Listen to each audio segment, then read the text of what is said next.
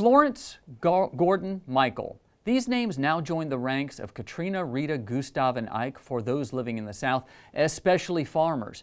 Georgia officials estimate damage from Hurricane Michael could reach $3 billion to the ag industry alone. These storms struck in September and October as farmers worked around the clock to harvest their crops ahead of the storms.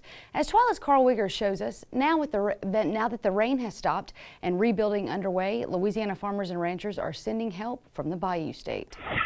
November is a time Louisiana cattlemen and dairymen are typically counting their hay for the winter, but that's not what Matt Travis of Kentwood is up to this morning. Travis is loading a truck with hay to send to ranchers in Georgia who are still hurting a month after Hurricane Michael has come and gone. In October, Travis traveled to Florida to deliver a tanker of water, and the destruction was just heartbreaking, and he knew he had to do more. We've seen farms that their fences was tore up, trees down, houses gone. Most tractors didn't even have a window left in them. Come home and there was several more farmers asked, said, you know, what could we do? And we come up with the idea of the hay. Travis used connections in the Department of Agriculture and Forestry as well as the Southern Farming Facebook page to find farmers that he and his neighbors could help. I talked to one guy in Georgia, which is where this hay's going.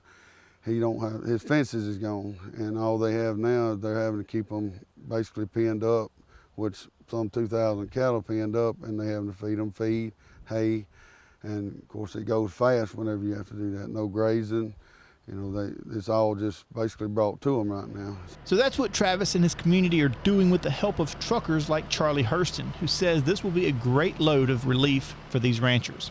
It looks like it's going to be 16 and 14 and what's that, 30? 30 bales can be difficult to haul across state lines because of load heights and weights, but he says that permits will not get in their way. I got them in the office working on it. I believe it's going to be all right.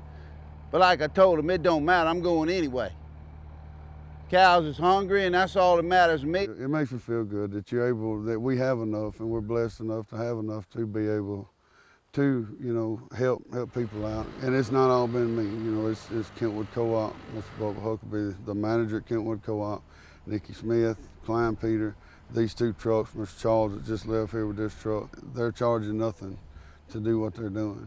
And we've had people that don't farm, that don't have hay, that don't have no connections with farming, and they've found out about this, and they've called and said, hey, in what way could we help? Who's paying the fuel to take this hay over there? And I said, well, the truck owners, the only guys that own the truck. And they said, can we give money to help pay for fuel? We started doing it a couple of years ago, going out in Texas and stuff.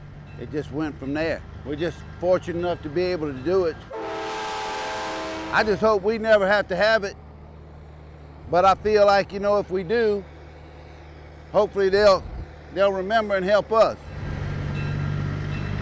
The hay was only part of the relief that farmers are sending to victims in the wake of Hurricane Michael.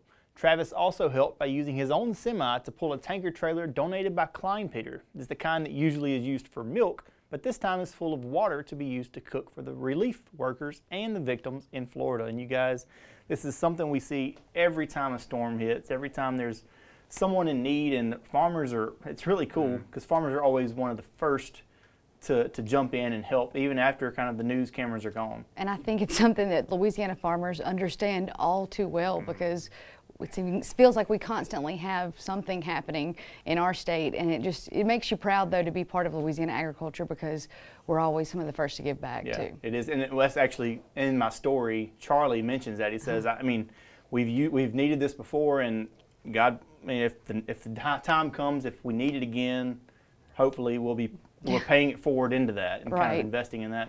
Something else that's cool, I didn't even mention this in the story, but there's also rice coming from Louisiana. 1,900 pounds of rice from the rice industry is being sent through a group in Ascension Parish. It's just totally unrelated, but it's also just goes into that same group of farmers and Louisiana agriculture that are just sending help over that way, over east. It's pretty neat. Well, it makes me proud. Great story, Karl Wiggers.